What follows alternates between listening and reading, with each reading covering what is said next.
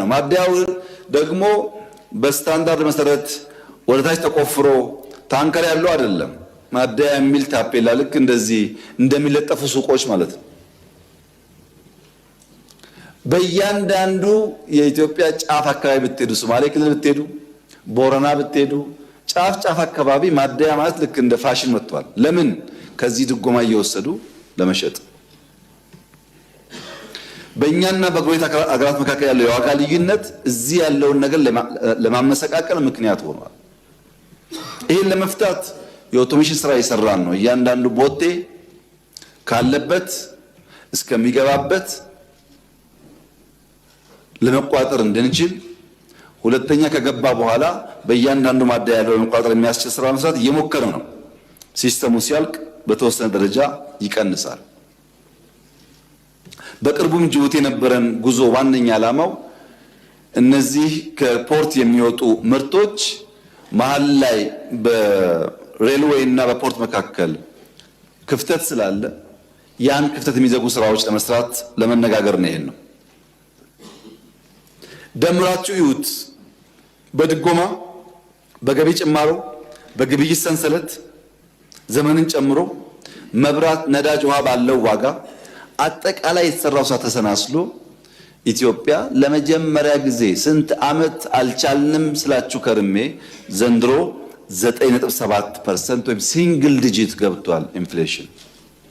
ይሄ ትልቅ አቺቭመንት ነው፣ ትልቅ ድል ነው።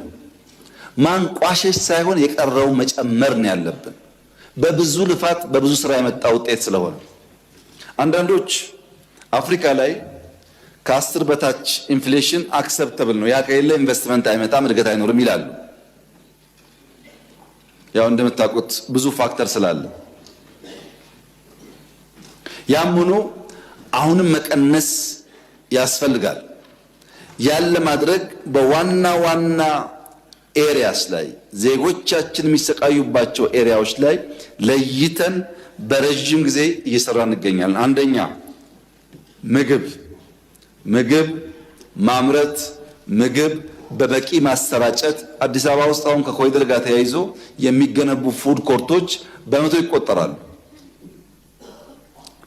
ይሁነን ብለን ምግብ ላይ እየሰራን ያለ ነው። ምግብ የምናመርትበት ፍጥነት እንዲጨምር፣ የምናሰራጭበት ፍጥነት እንዲጨምር፣ የሚገኝባቸው ቦታዎች እንዲሰፉ። ሁለተኛና ክሪቲካል ጉዳይ ቤት። ሰው የሚሰቃየው ቤት ክራይ ነው። ቤት በተወሰነ ደረጃ አሻሽለን የክራይ ዋጋን ብናረጋጋ ብዙ ሰራተኞች፣ ብዙ ዜጎች ከችግር ሊገላገሉ ይችላሉ። ሶስተኛ ትራንስፖርት። ታስታውሳላችሁ የጋዝ ፕሮጀክት ስናስጀምር በአዲስ አበባ ውስጥ በጋዝ የሚሰሩ ባሶች በመጠቀም ዋጋ እንቀንሳለን ብለን ነበር። ከፈለገ የተከበረው ምክር ቤት አቃቂ ሄዶ ቼክ ማድረግ ይችላል። የነበሩንን ባሶች ኢንጂን አውርደን የጋዝ ኢንጂን አዳዲስ በጋዝ የሚሰሩ ባሶች እያመረትን ነው። ሂደቱ ከባድ ነው። በቂ ሙያተኛ ስላልነበረ፣ የተዘጋጀ ፋብሪካ ስላልነበረ አንድ ባስ ከነበረበት ነዳጅ ወደ ብዙዎቹን ጨርሰን በሚቀጥለው ዓመት ቢያንስ አዲስ አበባ በጋዝ የሚሰሩ ትራንስፖርት የሚቀንሱ ባሶች እናበራክታለን። ሌላው ትምህርት ቤትና ምገባ ነው። ድሃ የሚሰቃይበት ምገባውን ያለውን ታውቃላችሁ። እሱም ማስፋት ያስፈልጋል። ሰዎች በደህንነት ምክንያት ልጆቻቸውን ትምህርት ቤት መላክ እንዳይቸገሩ ለማድረግ። የመጨረሻው ገቢ ማሻሻል ነው። ገቢ የሚያድገው ኢኮኖሚ ሲያድግ ነው። እነዚህም በዘላቂነት ስንሰራ አሁን የሰራነው ስራ ጋር ሲስተናሰል የኢትዮጵያ የኑሮ ውድነት ወይም ግሽበትን በሚመለከት ያለው ፈተና እየተቀረፈ ይሄዳል ማለት ነው። ያገኘነው ውጤት በጣም ኢምፕሬሲቭ ነው። የሚቀረን ስራ ግን በጣም ብዙ ነው። በዚህ ሚዛን ማየት ጠቃሚ ይመስለኛል። ፋይናንሻል ሴክተር በሚመለከት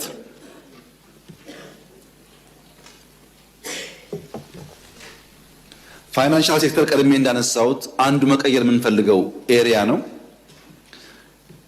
ከተለወጡ ጉዳዮች ውስጥ አንዱ ወለድ ማሻሻል ነው። ወለድ በማሻሻል የነሱን ትራንዛክሽን ማሳደግ ነው። ሁለተኛ በባንኮች መካከል ያለውን የገንዘብ ግብይት የዶላር ግብይት በናሽናል ባንክ ብቻ የነበረውን በጎንዮሽ እንዲያደርጉ ማስቻል ነው። በዚህም ባለፈው 6 ወር ከግማሽ ትሪሊየን ያላነሰ ገንዘብ ተሻሽጠዋል። ትልቅ የገንዘብ ምንጭ ማስፊያ መንገድ ሆኗል ስርዓት ለውጡ ማለት ነው። በዚህ ምክንያት የገንዘብ አቅርቦት በ6 ወር ከ10% በላይ ጨምሯል። ቁጠባ 44% በላይ አድጓል። የተሰበሰበ ብድር ካለፈው ዓመት ሲወዳደር 68% ጨምሯል። ያቀረብነው ብድር ግን 123%። ይህ ትልቅ ምርታ ነው። በለውጡ ጊዜ የነበረው እዳ የሚሄደው ፕራይመሪሊ ወደ መንግስት የልማት ድርጅቶች ሲሆን አሁን ወደ ፕራይቬት ሴክተር መሆን ችሏል። ይሄ ፋይናንሻል ሴክተሩ እንዲነቃቃ እንዲያድግ በር ከፍቷል ብዬ አስባለሁ። በሪፖርት ብቻ ግን ሳይሆን ወጣ ብለን የእያንዳንዱን የፋይናንስ ተቋም ህንፃ ብንመለከት እንደዚህ ያለ ህንፃ ዝም ብሎ አይገነባም፣ እድገት አለ ማለት ነው። ሁሉም ባንኮች ለማደግ ጥረት እያደረጉ ነው። ይህ በእንዲህ እንዳለ ለውጭ ባንኮች ሴክተሩ መከፈቱ ችግር አያመጣም ወይ? የኛዎቹን አያቀጭጭም ወይ? አይጎዳም ወይ? እንዴት ይታያል ተባለው ትክክለኛ ኮንሰርን ነው። ላለፉት 20-30 ዓመታት የኢትዮጵያ ባንኮች ካለ ውድድር ብቻቸውን እንዲሰሩ ሙከራ ተደርጓል። በዚያም የተገኘ ውጤት፣ ልምድ፣ ሀብት አለ። ግን ሀብቱ ማደግ ባለበት ደረጃ እያደገ አይደለም። ባንኮች ባንክ መሆን ባለባቸው ደረጃ የማደግ ሂደታቸው በውድድር መታጣት ምክንያት ውስንነት ገጥሞታል። ለዚህም ሲባል የውጭ ባንኮች ቢገቡ ካፒታልና ቴክኖሎጂ ስለሚያመጡ ለአጠቃላይ እድገት ብቻ ሳይሆን የኛን ፋይናንሻል ሴክተር ማሳደግም ሚና ይኖራቸዋል። ልክ ሳፋሪኮም መጥቶ ቴሌኮምን ከተኛበት እንዳነቃነቀው ማለት ነው። ያግዛል። ይሄ ደግሞ ዝም ብሎ አይደለም። የኛ ባንኮች ከአጠቃላይ ኢኮኖሚው ያላቸው ድርሻ ከ5 እስከ 7% ብቻ ነው የኛ ባንኮች። ኬንያ ግን ስንሄድ ከ6 እስከ 8% ድርሻ አላቸው። ለምን? የውጮችም ስላሉ። ናይጄሪያ ስንሄድ ከ10 እስከ 12% ከአጠቃላይ ኢኮኖሚ ባንኮች ድርሻ አላቸው፣ በርከት ያሉ የውጭ ባንኮች ስለሚንቀሳቀሱ። ደቡብ አፍሪካ ደግሞ ከ13 እስከ 15% ከአጠቃላይ ኢኮኖሚው የባንክ ሴክተር ድርሻ አለው። ለምን? ለረጅም ጊዜ የፕራይቬት ባንኮች የደረጃ አቅም ስለገነቡ የውጩን ጨምሮ። ይህን እድል ማጣት የለብንም። በአንድ በኩል በቂ ብድር አይቀርብም፣ ፋይናንሻል ዲፕኒንግ ይቀረዋል፣ ፋይናንሻል ኢንክሉዥን ስራ ያስፈልገዋል እያል፣ በሌላ በኩል ደግሞ እውቀትና ቴክኖሎጂ የሚገኝበትን ዘርፍ መዝጋት ይጎዳል እንጂ አይጠቅመንም በሚል እምነት ነው የተሰራ ያለው።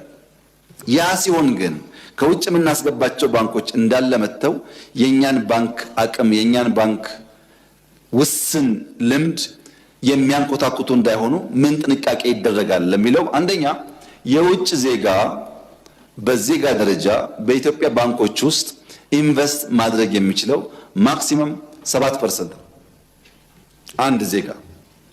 ሁለተኛ ተቋማት ከሆኑ ኢንስቲትዩሽንስ ከሆኑ ማክሲመም 10% ነው ኢንቨስት ማድረግ የሚችሉት። ስትራቴጂክ ኢንቨስተር የምንላቸው በፋይናንሻል ሴክተር የሚገቡ ከሆኑ ማክሲመም 40% ነው ሼር መያዝ የሚችሉት። በድምሩ የውጭ ባንኮች በተሰራው ሪፎርም የተከፈተው ማክሲመም 49% ሼር እንዲይዙ ነው። የግል የተቋም የነዛ የስትራቴጂክ ኢንቨስተር ተደምሮ 49% ሼር ነው የሚይዙት። ይሄ ራሱ የሚሆነው 5 ለውጭ ባንኮች የሚሰጥ ላይሰንስ በ5 ዓመት ጊዜ ይፈጸም ነው ያልነው። እና ምክር ቤት መጠየቅ ያለበት በጣም ኮንሰርቫቲቭ ናችሁ፣ ከፈታ አድርጉት፣ ይሄ በቂ አይደለም ካላችሁ ትክክለኛ ነው። እኛ ስላለቀቀን የድሮ በሽታ በጣም በትንሹ ነው የከፈትነው እንጂ ያን ያክል የኛም ባንኮች በሚያጠፋ መንገድ የተከፈተ አይደለም። 5 ላይሰንስ በ5 ዓመት ማክሲመም 49% ሼር ምን ጉዳት አለው? ከመጣ የግድ ከኛ ባንኮች ጋር ይሰራል ማለት ነው። የኛ ባንኮች ቢያደርጉስ ምን ይመከራል የተባለው የኛ ባንኮች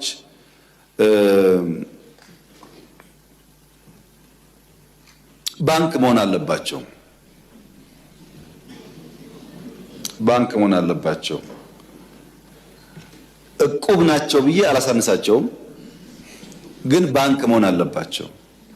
ባንክ ለመሆን ደግሞ በቂ አቅም አላቸው። ዝም ብሎ በየሰፈር ከሚከፈቱ ሰብሰብ እያሉ ሰውንም ካፒታሉን ቢደምሩ ትላልቅ ባንክ መሆን ይችላሉ። እንደ ሱቅ ቤት መሆን የለበትም። ባንክ ለኢትዮጵያ ጠንካራ 5-10 በቂ ነው። ጠንከር ካለ አሁን እንደምታውቁት ዲጂታል ዓለም ስለሆነ በዛም ስለምንጠቀም ማለት ነው። በየቦታ ከምንከፍት ሰብሰብ ቢሉ ይመከራል፣ ይመረጣል።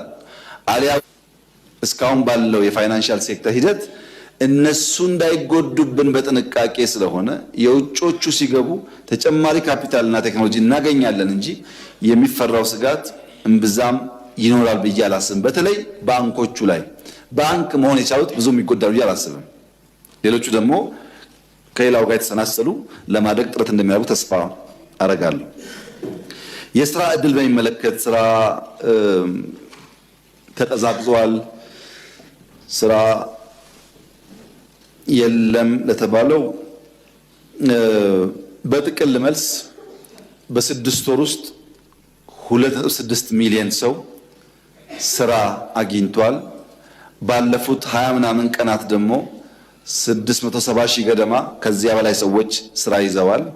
ይሄኛውን ወር ከጨመር ከ3.3 3.4 ሚሊዮን በላይ ሰው ስራ ይዟል። ይሄ ድሮ በነበረን ፊገር በአመት የምናሳካው ነው። ለምን ሆነ? በየቦታው የገጠር ኮሪደር፣ የከተማ ኮሪደር፣ ኢንዱስትሪ፣ ግብርና፣ ማዕድን፣ ሜጋ ፕሮጀክቶች በተለይም አዳዲስ ፍሪ ትሬድ ዞኖች መፈጠር በመጀመራቸው በርከት ያለ ሰው ስራ እያገኘ ይገኛል። ይሄ ብቻ ግን አይደለም። የውጭ የስራ እድል ባለፈው 6 ወር ይሄኛውን ከጨመርን ይጨምራል ከ350 ሺህ በላይ ሰው የውጭ ስራ እድል አግኝቷል። ከነዚህ ውስጥ ከ7 እስከ 10 ሺህ የሚጠጉት ስኪልድ ፕሮፌሽናልስ ናቸው። ከእንግሊዝ፣ ከጀርመን፣ ከፈረንሳይ፣ ከሳውዲ ከብዙ ሀገራት ጋር በፈጠርነው ስምምነት ሰዎች ሰልጥነው እዚህ መጠነኛ ቋንቋ መጠነኛ እውቀት ይዘው ተፈትነው ነው የሚሄዱት። ባንክ አካውንት ከፍተው ልክ ሌላ ሀገር እንደሚደረገው በተወሰነ ጊዜ ዓመት ስራ ውስጥ በቂ ገንዘብ ይዘው ሀገራቸው ለመመለስ የሚያስችል በጣም ጤነኛ በሚባል ሴክተር የሚሳተፉ ናቸው። ይሄ ከዚህ ቀደም አልነበረም። ሶስተኛ ሪሞት ጆብ ያልነው ቨርቹዋሊ እዚህ ተቀምጠው ለውጭ ኩባንያ መስራት የሚባል ነገር ከጀመርነው እኮ ገና ዓመት አልሞላም። ባለፉት 6 ወራት ከ20 ሺህ ሰው በላይ እዚህ አዲስ አበባ ሆኖ ለውጭ ኩባንያዎች ቨርቹዋሊ የሚያገለግሉ ሰው ስራ ይዘዋል። ይሄ አዲስ ዊንዶ ነው፣ አዲስ የስራ መስክ ነው። በእነዚህ ሁሉ ተደማምረው በ6 ወር 3.6 ገደማ በ7 የዚህኛው ወር ከጨመርን ግን ወደ 3.34 ሚሊዮን ገደማ ሰው ስራ ይዟል። በቂ ነው አይደለም።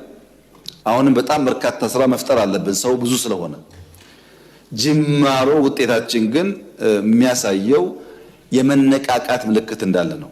ማዳበሪያው፣ ሪፋይነሪው፣ በክሪፕቶ ማይኒንግ የምንሰራቸው ስራዎች፣ የኤርፖርቱ ሲጨማመሩ በርካታ ሰዎች የበለጠ ስራ እድል እንደሚያገኙ ይጠበቃል። የመጨረሻው ጉዳይ ከቤት ጋር የሚነሳ ነው። ኢኮኖሚ በመልክ የተነሳው ቤት ችግር አለ የተባለው ትክክል ነው። የቤት ልማት ፖሊሲ በቅርቡ እንዳጸደቅን ይታወቃል። በሚቀጥሉት 5 ዓመታት 1.5 ሚሊዮን ቤት በመንግስት በግል በመንግስትና ግል አጋርነት መገንባት አለብን ብለን በጣም ሰፋፊ ስራዎች ጀምረናል። ፖሊሲው ጸድቋል። ሁለተኛው ተከታዩ ስራ ኢትዮጵያ ውስጥ የሞርጌጅ ስርዓት የለም። አንድ ሰው በሱና በሪል ስቴት ቢልደሩ መካከል ባንክ ዋስ ሆኖ ሰውየው ከባንክ ጋር